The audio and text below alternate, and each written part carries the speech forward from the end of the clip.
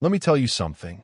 There are celebrities who age gracefully, and then there are celebrities who make you stop scrolling mid-thumb, lean toward your screen, and actually say out loud, "Wait, what?" Nicole Kidman just did the second thing. At 58 years old, she posted one photograph on Instagram, and the internet forgot everything else it was doing that day. No dramatic announcement. No major premiere. Just a farm fence, a pair of jeans, and hair that told a story 20 years in the making. And somehow, that was enough to make the whole world ask the same question at the same time. Who is this woman, really? And how did she get here? On June 7th, a photo appeared on Nicole Kidman's Instagram that genuinely caught people off guard. She was standing against a farm fence, wearing jeans, a blue button-up shirt, and white sneakers, with horses visible somewhere in the background. Her hair was loose and curly, hanging past her shoulders in its completely natural state. And she looked like someone who had absolutely nowhere to be, and was perfectly, deeply fine with that. She captioned the whole thing "Weak Vibes," posted it, and fans ate it up. The comments came flooding in almost immediately. People were saying how much they loved seeing her like this, how much they had missed those curls. One person said they loved her natural hair. Many more said she looked incredible with weekend curls. And honestly, the reaction made total sense, because for a long time, everyone had grown used to seeing Nicole with sleek, carefully styled hair. The curls had almost become a memory. A few weeks before that photo appeared, Nicole had spoken about this very thing in a May 2025 cover story for Allure magazine. During the interview, she watched old footage of herself in the 1990 film Days of Thunder and seemed genuinely caught off guard by her own hair. She told the interviewer that she had spent years straightening her curls, that she deeply regretted it, that it had taken her a long time to make peace with her natural texture, and she turned that regret into a message for younger girls, telling them not to follow her example, to embrace what they were born with. She had been saying versions of this for years. Back in 2017, she told Who magazine that she felt she had tortured her ringlets to death and always warned others not to do the same. She told the Sydney Morning Herald that she genuinely wished she had never started straightening it in the first place. The truth is, if there is one thing that Instagram photo did, it was remind everyone that Nicole Kidman did not arrive in the world fully polished and composed like the figure we recognize today. In fact, not many people actually know where she came from or how she was raised. So let's go back a couple of decades. Nicole Mary Kidman was born on June 20th, 1967, in Honolulu, Hawaii, but only because her Australian parents happened to be in the United States at the time, her father there doing breast cancer research. The family moved to Washington, D.C. soon after, and then, when Nicole was around 4 years old, they returned to Sydney, where she would grow up. Her father, Anthony Kidman, was a biochemist and clinical psychologist. Her mother, Janelle, was a nursing instructor and a women's rights advocate. It was a serious, thoughtful household, full of books and conversations about the world. And Nicole and her younger sister Antonia grew up going out with their parents to pass out pamphlets at rallies and take part in their campaigns. It was not a showbiz upbringing at all, which makes the direction Nicole's life eventually took all the more fascinating. She was a shy kid, fair-skinned, not particularly drawn to the beach-heavy social scene that defined Sydney summers for a lot of children her age. What she was drawn to was performing. She enrolled in ballet classes when she was young and later moved into drama, joining the Australian Theatre for Young People and working regularly at the Phillip Street Theatre in Sydney. At some point during those early theatre years, a film student named Jane Campion, who would later win an Academy Award for the piano, was in the audience watching Nicole perform. Campion was impressed enough to send Nicole a personal letter of praise and encouragement afterward. That kind of attention from someone with a genuinely exceptional eye for talent meant everything. When Nicole was 17, her mother was diagnosed with breast cancer. Nicole stopped working, enrolled in a massage therapy course, and spent her time providing physical therapy to her mother at home.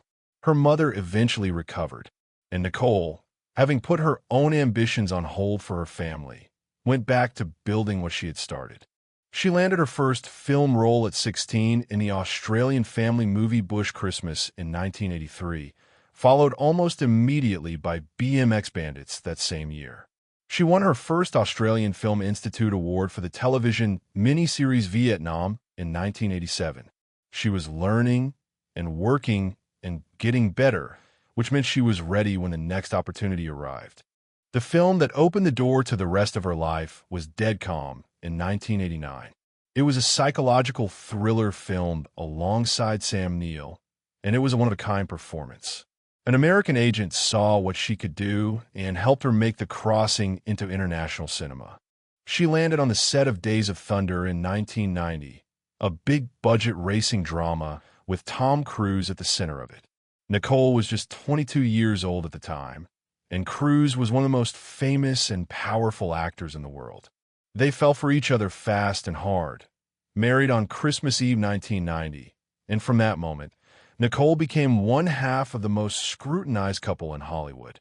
By the early 90s, Nicole was still working steadily, appearing in Billy Bathgate in 1991 and Far and Away in 1992. But despite the output, critics and audiences had not fully separated her from the identity of being Tom Cruise's wife.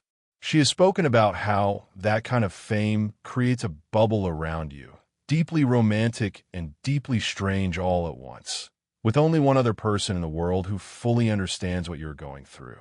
They adopted 2 children together, a daughter named Isabella in 1992 and a son named Connor in 1995.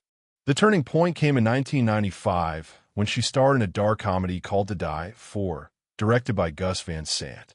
Nicole played a woman of staggering ambition and almost cheerful moral emptiness, someone willing to go to genuinely disturbing lengths to become a television personality.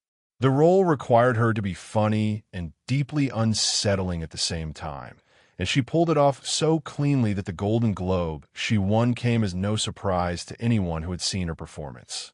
And just like that, everyone who had thought of her as one half of famous couples stopped thinking that. They started seeing her as someone who commanded attention entirely on her own.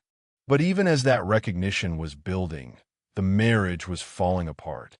In 2001, Tom Cruise filed for divorce.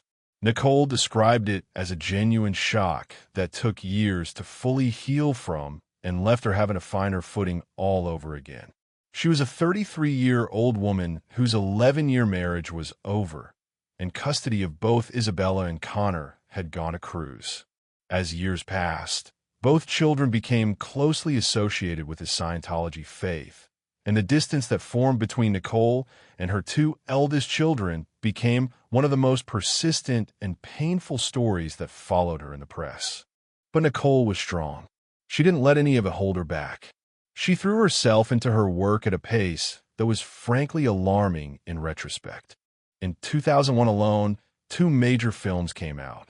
Moulin Rouge, Baz Luhrmann's spectacular and completely chaotic musical, in which she played Satine, a dying courtesan performing love on stage while falling into the real thing off stage, earned her a Golden Globe and an Academy Award nomination.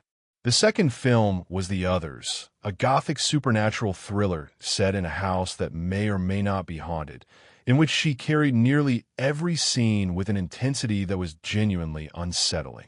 In 2002, she starred in The Hours, and her performance won her the Academy Award for Best Actress in 2003.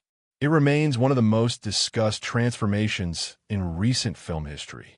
She admitted publicly that she had been running from her own life during that entire stretch, using her characters as a place to escape while she was struggling to face her own reality.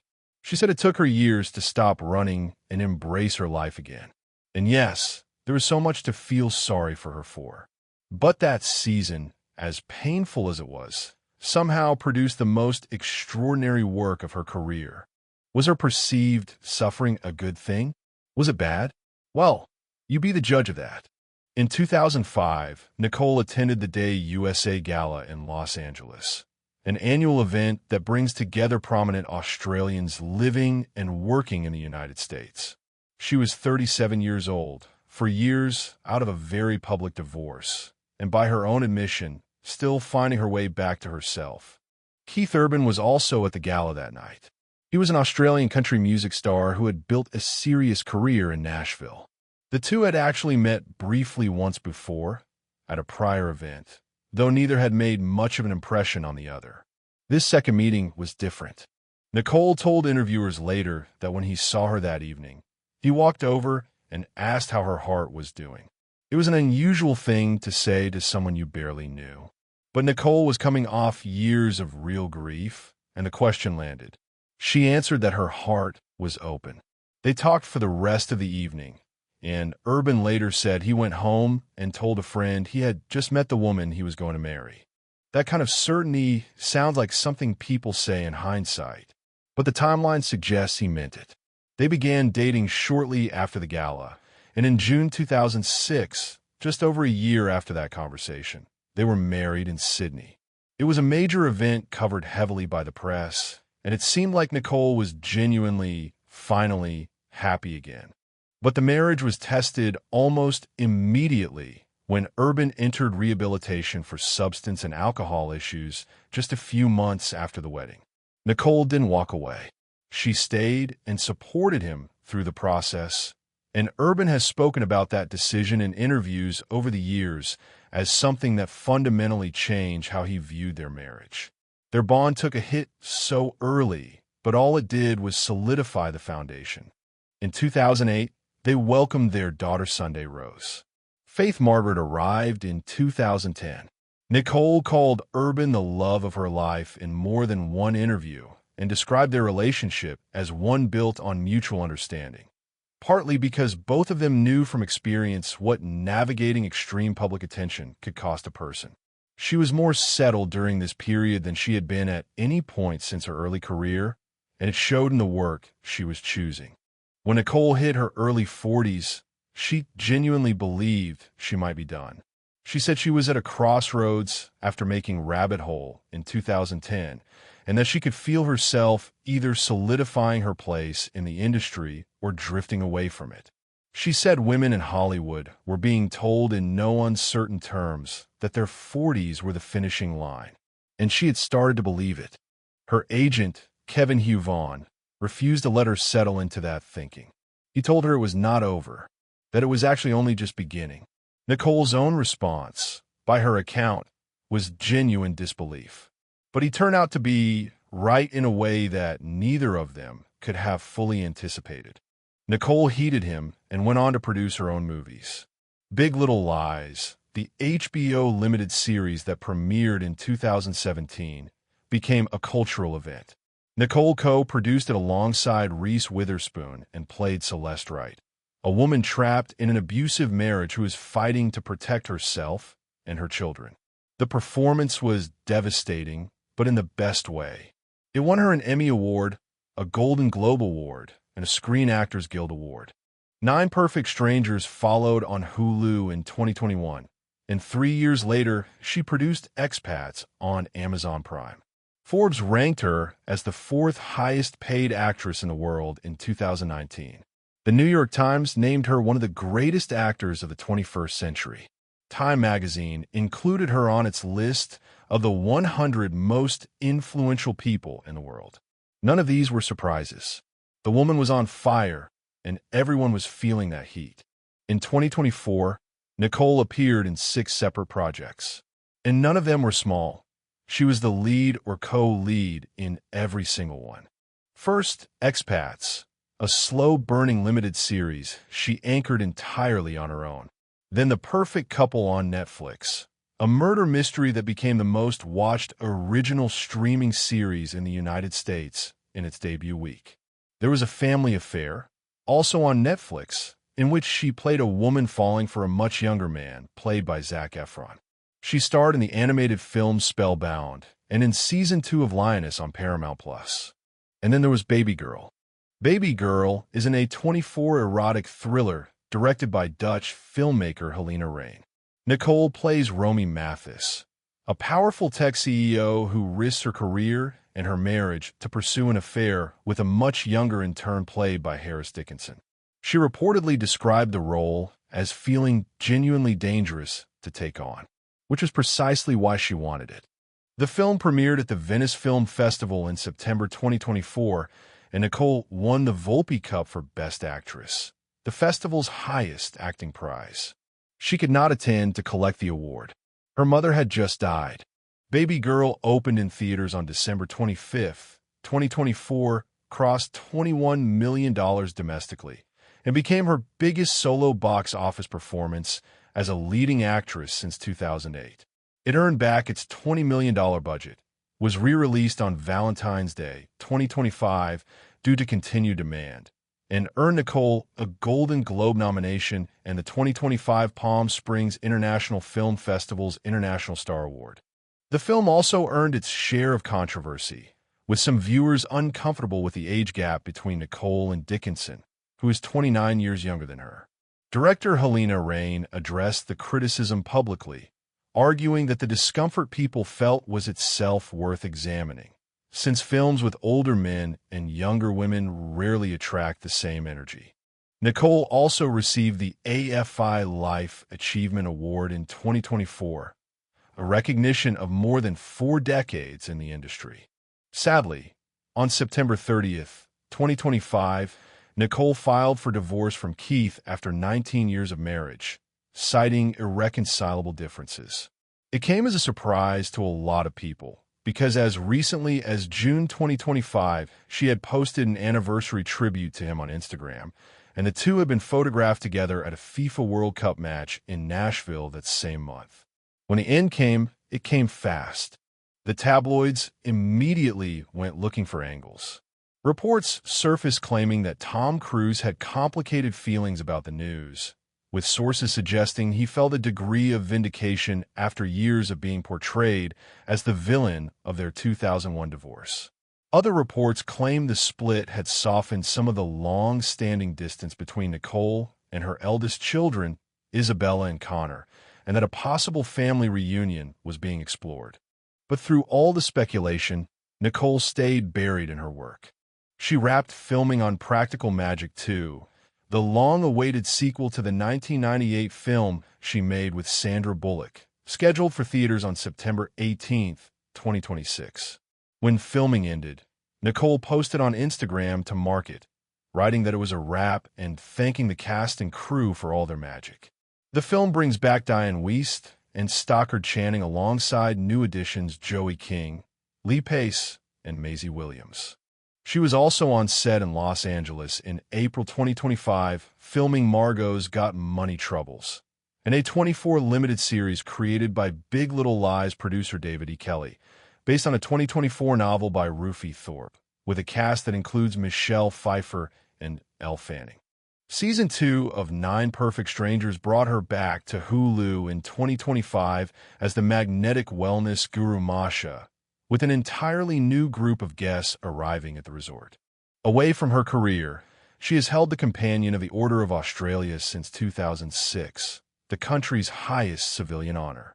She has served as a UNICEF Goodwill Ambassador for years, and her daughter Sunday Rose, now 17, has begun her own public journey, walking the runway at Paris Fashion Week and modeling for Miu Miu. Divorce or not, the woman is doing pretty extraordinary. But what are your thoughts? Do you think Nicole's transformation finally made her into the most fearless version of herself? Leave your answers in the comments below. Don't forget to like the video and subscribe to the channel. Thank you for watching. And if you enjoyed this one, click on the next video on your screen right now.